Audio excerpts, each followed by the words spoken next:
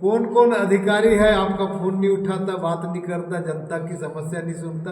आप बताना, सबके लिए हम नींबू काटेंगे। एक बार फिर कांकेर सांसद भोजराज नाग अपने बात को लेकर चर्चे पे आ गए हैं। अक्सर उनकी जो टिप्पणी होती है किसी भी विषय को लेकर वो चर्चे पे आ जाती है और सोशल मीडिया पे काफी तेजी से वायरल हो जाती है। एक बार फिर उन्होंने प्रेस कॉन्फ्रेंस में ये बात कही है कि जो अधिकारी बात नहीं मानते आप उनका नाम मुझे बताइए, मैं उनके लिए नींबू काटूंगा और जो काम नहीं करने का भूत उनके ऊपर चढ़ा हुआ है वो उतार दिया जाएगा। आगे वीडियो को देखिएगा और कमेंट करके जरूर बताइएगा। सर, धमतरी जिले में लगातार जो है अवैध रेत उत्खनन धड़ल्ले से जारी है। चैन माउंटेन जो है महानदी में उतारा जा रहा है।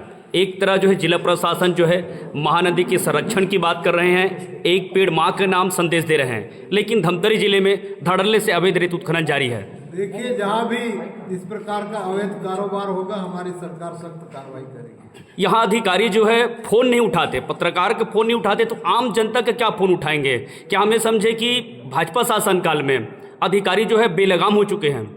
अब कौन कौन अधिकारी है आपका फोन नहीं उठाता, बात नहीं करता, जनता की समस्या नहीं सुनता?